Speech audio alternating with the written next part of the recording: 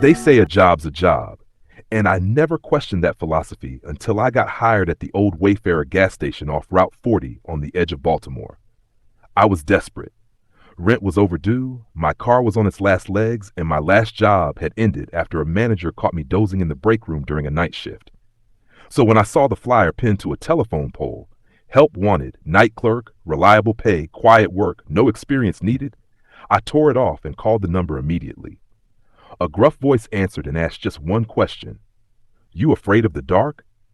I said no, because what kind of weird question is that for a gas station job?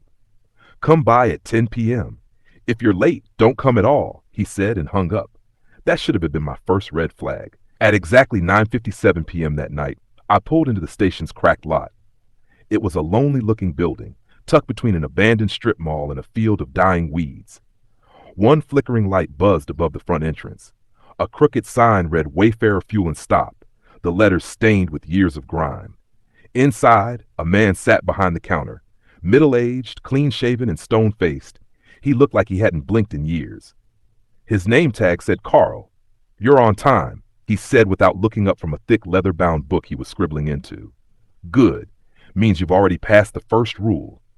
He handed me a thin manual, bound with old staples and smelling of burnt rubber. Its title, written in block letters, simply said, "Night Shift Operating Rules." I opened my mouth to ask a question, but Carl cut me off. "Read it, memorize it, and don't ever ignore it." Then, just like that, he walked out into the night. The manual was short, but strange. It read more like a survival guide than a job training booklet. Here's what I remember from the first few pages. Rule number 1, never be late. The gas station doesn't like delays. Rule number 2, keep the outside lights on until 3:33 a.m. After that, turn them all off. Rule 3, if a customer comes in with no face, do not speak. Ring them up and avoid eye contact. They usually buy gum. Rule number 4, the man in the green hoodie will ask for diesel. We don't sell diesel. Tell him to leave. Firmly. Do not let him inside. Rule number 5, at 2 a.m. sharp, lock the storage room. Do not check what's inside, no matter what you hear. Rule number 6, the bathroom mirror reflects things that aren't always there. If your reflection smiles before you do, turn off the light and count to 30. Don't look back until then.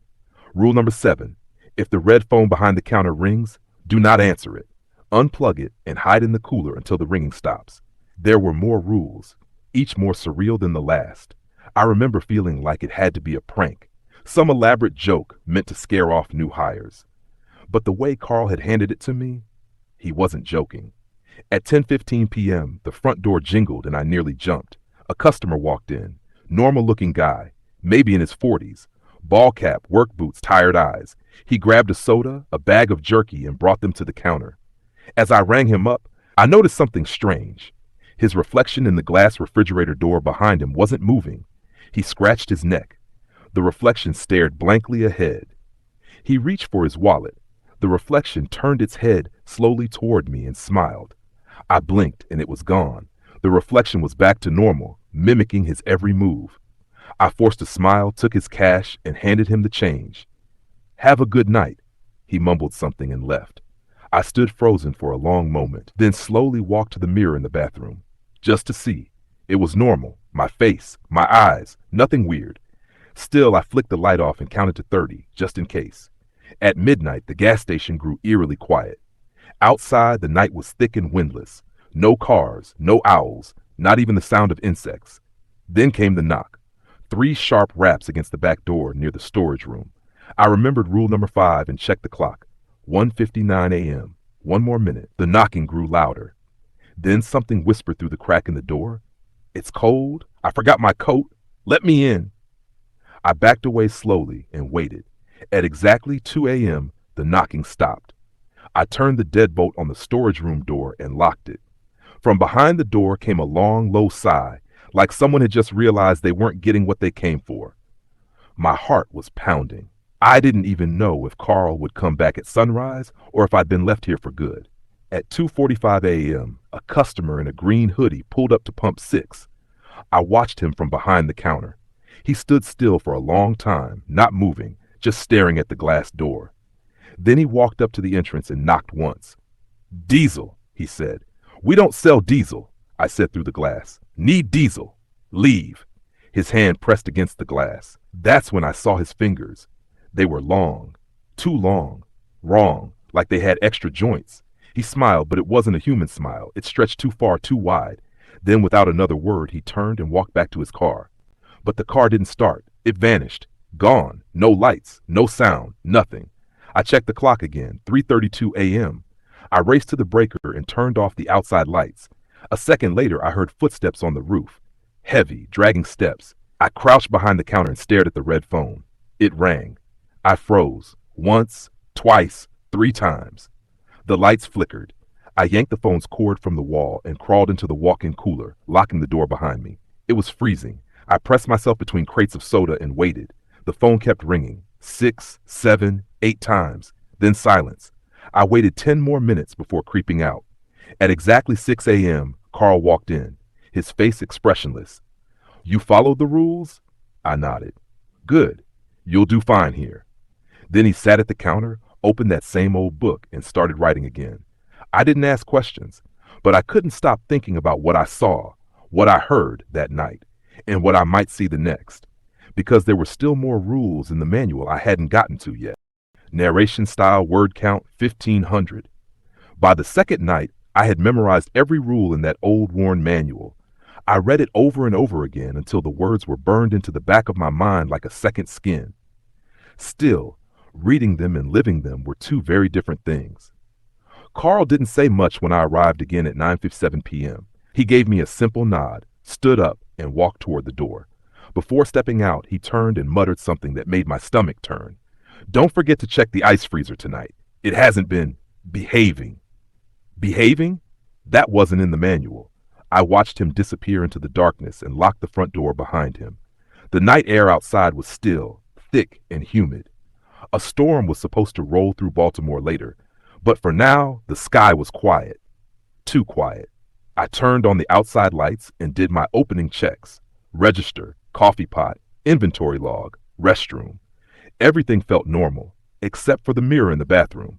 It had fogged over completely, even though no one had been inside all day. When I wiped it clean with a paper towel, I saw writing that hadn't been there the night before.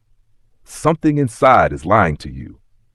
The letters were jagged, uneven, and written from inside the mirror, backward like a reverse reflection. My heart dropped.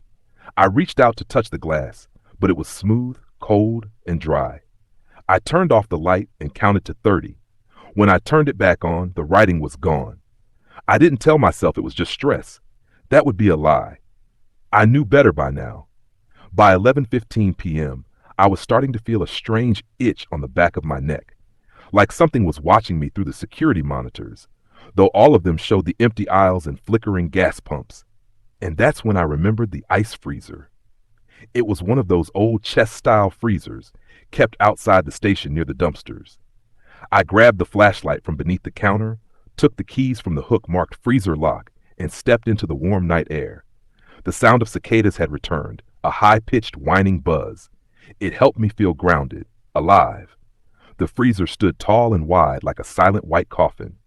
The words "bagged ice, $2" were peeling off the front. I approached slowly. At first it looked normal, but then I noticed something that chilled me far worse than the night air ever could. The lock was broken. It hung, twisted, and snapped, like someone or something had ripped it open with brute force. I took a deep breath, gripped the handle, and slowly lifted the lid. The cold air poured out in a wave, and what I saw inside still haunts me. There was ice, yes, bags of it stacked on one side, but in the middle was a deep indentation, like someone had been lying there. And in the fogged interior glass, I could faintly see a shape, a face. It was pressed against the side from inside the ice, eyes wide open, mouth agape, but it wasn't frozen in panic. It was smiling. Its eyes tracked me. I slammed the lid shut, locked it with the broken latch the best I could, and backed away. As I stood there, breathing hard, I heard the faintest voice whispering in my ear, "Don't let it out. Not again." I sprinted back inside and bolted the door. The next hour was uneventful, or maybe my brain just needed the time to recover. I focused on small tasks, refilled the candy rack, wiped the coffee station, rearranged the cigarette display. But around 1:50 a.m., I heard a knock. 3 slow knocks. Not on the front door, on the bathroom mirror. The light in the restroom was off. I could see the darkness through the slightly ajar door. The knock came again, this time louder. It took everything I had not to run out into the night. I grabbed the flashlight again and slowly pushed the door open. The bathroom was quiet, dim, and utterly still. I reached toward the light switch and paused. Another knock. From the mirror. I flicked the light on. My reflection stared back, but it was delayed by a second. I raised my hand. My reflection followed, a heartbeat too slow. I smiled. It didn't. Instead, it frowned, leaned forward, and mouthed something I'll never forget. Behind you. I turned around instantly, heart thundering. No one there. When I looked back, the reflection was normal, mirroring me, matching me. But I didn't trust it anymore. I turned off the light, shut the bathroom door, and avoided mirrors for the rest of the shift. At 2 a.m., right on time, the storage room door shuddered. Not knocked. Shuddered. Like something inside had thrown itself against it. I held my breath and turned the lock tight. A faint scratching began. I didn't move, didn't breathe. Then came the voice again, whispering through the crack. I'm hungry. I backed away. The scratching stopped after exactly 2 minutes. At 3:15 a.m., I caught movement on the security monitor. Pump 4. A tall man in a long black coat. He wasn't there before. He hadn't pulled in. He was just there, standing still beneath the flickering canopy light. The cameras had no sound, but I could tell he was whispering something, over and over again. His head tilted toward the station. I glanced at the manual. There was no rule about a man in a black coat. That made it worse. At 3:25, he started walking toward the entrance. I locked the front door before he got close. He stopped inches from the glass, eyes fixed on me. Then he raised his hand and pointed toward the back room, shook his head slowly, then pointed to the freezer outside. He mouthed 3 words. Let it out. I shook my head. He mouthed it again, louder. Let out. Then, just as suddenly, he turned around and vanished into thin air. The lights buzzed and flickered once. 3:33 a.m. I ran to the breaker and flipped the switch. The outside lights died. Silence. Then something moved on the roof again, scraping, dragging, a low growl, and the sound of ice cracking. I stayed behind the counter with the flashlight trained on the back hallway, waiting for the sunrise. By 6 a.m., Carl returned. He looked at the freezer, then at me. Did it move? I nodded. Good. That means it's still inside. He tossed a new padlock at me. Make sure it stays that way. Then he sat down and resumed writing in his book. I wanted to quit. God, I wanted to quit. But something about the gas station pulls at you, like it wants you to stay, like it needs you. And the worst part, I was starting to need it too. My third night started with dread wrapped around my spine like ice. I parked my car at 9:56 p.m. sharp, just 1 minute before the cutoff. The sky was a deep, swirling gray, storm clouds building like silent witnesses.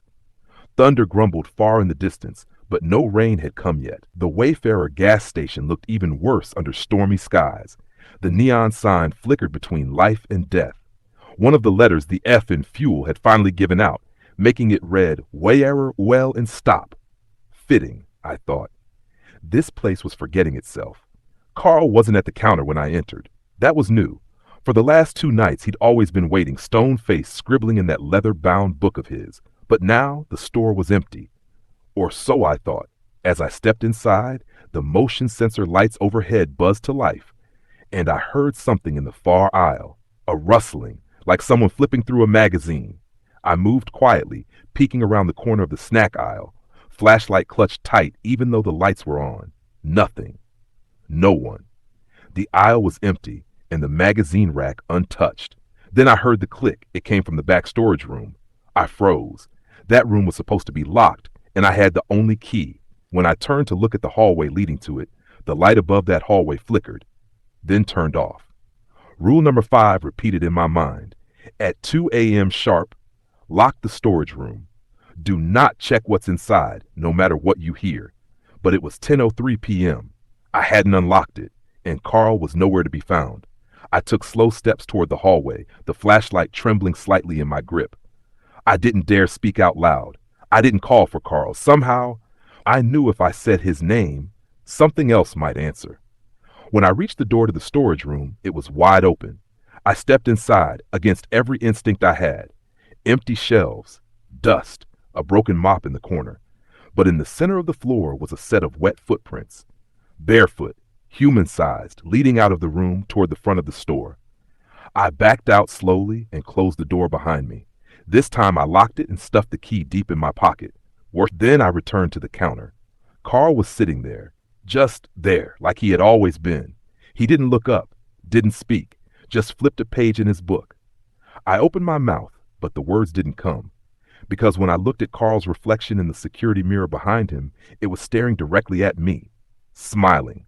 I said nothing and turned away. Midnight came with a sudden downpour. Rain lashed against the windows like claws. Thunder cracked so loudly the glass rattled. And then the door chimed. A man walked in. He looked ordinary enough. Jeans, t-shirt, hood up against the rain. But the moment he entered, the temperature in the room dropped at least 10 degrees. I could see my breath. And his shoes? Bone dry. He wandered the aisle slowly, hands clasped behind his back like he was browsing a museum. Then he turned the corner and came into full view. He didn't have a face, not like it was mutilated. No, it was smooth, skin stretched flat over where features should be. No eyes, no mouth, no nose, just skin. I remembered rule number 3. If a customer comes in with no face, do not speak. Ring them up and avoid eye contact. They usually buy gum. I kept my head down. The man came to the counter and placed a single pack of gum in front of me. Spearmint. I rang it up. Didn't say a word. His head tilted as if he was listening for something. Then he placed 2 crumpled dollar bills on the counter and walked out into the storm. As the door shut behind him, I finally exhaled. Carl spoke then, still not looking up. You're doing better than most. Where the hell were you earlier? I asked. He didn't answer, just flipped another page. At 2 a.m., I heard the storage room door rattle, a hard bang, then another. I made sure the lock held. 2:05 a.m., silence again. Then came the worst part of the night. At 2:27 a.m., the lights died, all of them, not flickered, died. Even the emergency backup lights failed. The only light came from my phone's flashlight, and the tiny red glow from the unplugged red phone behind the counter. It was ringing again. Carl was gone, vanished. Not a sound, not a trace. The phone rang on. I knew the rule. If the red phone behind the counter rings, do not answer it. Unplug it and hide in the cooler until the ringing stops. I moved quickly, phone light guiding my steps, and yanked the cord out from the phone. It kept ringing. Not from the speaker, from inside the receiver. That horrible, wet, old-fashioned ringing. My hands trembled. I ran for the cooler, opened it, slipped inside, and shut the door behind me. It was pitch black. My phone light flickered, battery nearly gone. I waited. The phone kept ringing, then stopped. I counted. 1 minute, 2, 3. When I finally stepped back out, everything was normal, lights on, register working. Even the storm had stopped, and Carl was sitting there again.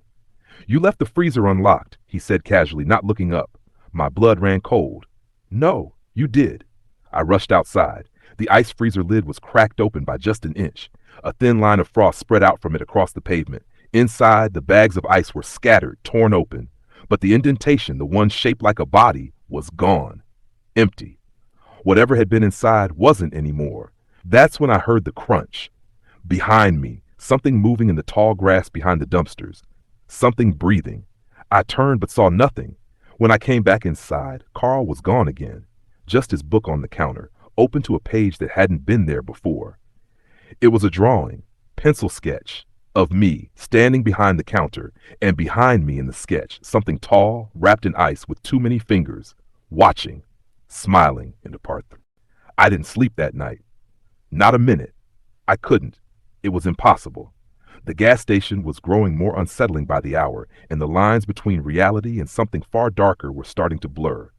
After seeing the drawing, I couldn't shake the feeling that whatever was inside the freezer, whatever was hidden within these walls, was coming for me.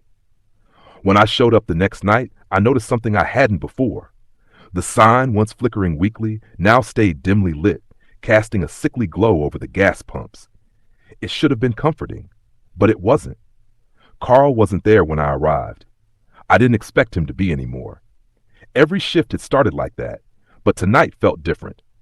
I could feel it in my bones, that tension hanging thick in the air. The store was empty. save for the hum of the refrigerators and the occasional drip from a leaking pipe near the back door. I set my stuff down, checked the register, and glanced at the manual one last time. The rules were getting harder to follow. They made less sense each time I read them, but I had no choice. The next rule came to mind. Rule number 8, do not engage with the man on the phone. He's not human. I had to memorize that one. The red phone had rung every night, and it had only gotten worse. Tonight was no different. It rang at exactly 10:08 p.m. I froze. The first time I'd been too scared to pick it up. The second time, I yanked the plug out as quickly as I could. But now, standing in front of the cursed phone again, my heart hammered against my chest. It rang once more. I had no choice. I couldn't let it continue. With shaking hands, I picked up the receiver. "Hello?" I said, voice barely above a whisper. There was a long pause. Then a soft, raspy laugh. It chilled me to the bone. It wasn't a real laugh. It felt like something inhuman, a sound that scraped against my very soul. "Do you know who I am?" The voice rasped, each word slow, deliberate. It was familiar, but wrong. I swallowed hard, trying to suppress the surge of fear threatening to consume me. "Who is this?" "Not who. What?" The voice chuckled again, louder this time, sending a wave of nausea rushing over me. I wanted to hang up. I should have hung up, but I couldn't. I was trapped, like some insect caught in a spider's web, unable to break free. The voice lowered again, this time slower. "I know what you've seen." The words hit me like a punch to the stomach. "What do you mean?" I croaked. "I know what you've seen, girl. The ice, the man in the mirror, the footprints." I could feel my pulse quicken, my breath caught in my throat. "I can see you now," it whispered. Suddenly, a loud crack echoed from the back of the station. The freezer door slammed open. My heart dropped. The phone was still pressed to my ear, but all I could hear was static. I dropped it to the counter and grabbed the flashlight, my hands shaking uncontrollably. I ran toward the back. The storage room door was wide open again. I had locked it. I knew I had locked it. Inside, there was nothing but the familiar musty smell of old boxes, dust, and cleaning supplies. But something was wrong. There were no footprints leading in or out this time. Instead, there was a thick layer of frost covering the floor. It was as if the freezer's cold had spilled over into the room itself. I backed up, instinctively glancing over my shoulder. That's when I saw it, a figure, tall, thin, and shadowed, standing in the far corner of the room where the shelves were stacked with empty boxes. It didn't move. It just stood there, watching. My pulse raced as I stumbled backward, my breath hitching in my chest. Then it stepped forward, and I felt the air around me drop several degrees. This wasn't human. The figure was covered in what looked like a thin layer of ice, jagged and sharp. Its hands were long, with extra joints, just like the man in the green hoodie. Its face, too, was smooth, flat, no features, just an expressionless mask.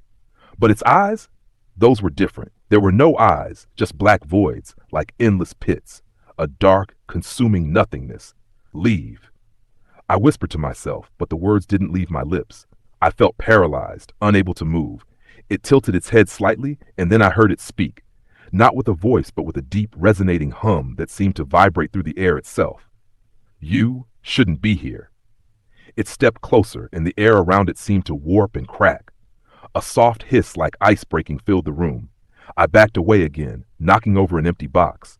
The sound echoed in the silence, louder than it should have been. And then something worse happened. The freezer door slammed shut behind me. I whirled around, my heart in my throat. The figure was gone, but I could still feel its presence. The red phone rang again. This time I did unplug it. I shoved it back into the wall, hoping beyond hope that the ringing would stop, but it didn't. It kept going. I didn't know what to do. My only option now was to follow the rules, to stay in motion, to not look back, to keep moving through the night. But the worst part? As I stepped back into the main store, I heard another sound. Footsteps. Not from outside, not from the storm, but from behind me. A soft shuffle, then a loud snap. I didn't turn around. I couldn't. The footsteps grew louder, closer. I couldn't do anything but wait. I didn't turn around. I couldn't. The footsteps were only a few feet behind me now, each one softer than the last, like they were deliberately slow, mocking my fear. But then they stopped, and for a moment all I heard was my breathing, shallow, uneven. I don't know how long I stood there, seconds, maybe minutes. But when I finally mustered the courage to glance over my shoulder, nothing. The aisle behind me was empty.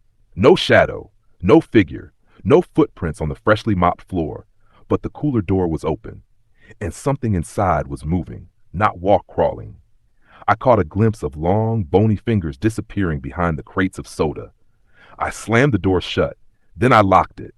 I wanted to scream, cry, throw something, but the weight of it all pressed down on me like a vice. I walked back to the front counter and sat down on the stool.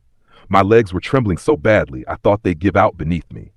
On instinct, I opened Carl's old manual again, flipping to the back, hoping for something, anything, that would tell me what to do next. That's when I saw the final page. A rule I hadn't read before. It must have appeared recently. The ink was fresh. Rule number 13, if you break more than 2 rules in one night, you will not survive the third.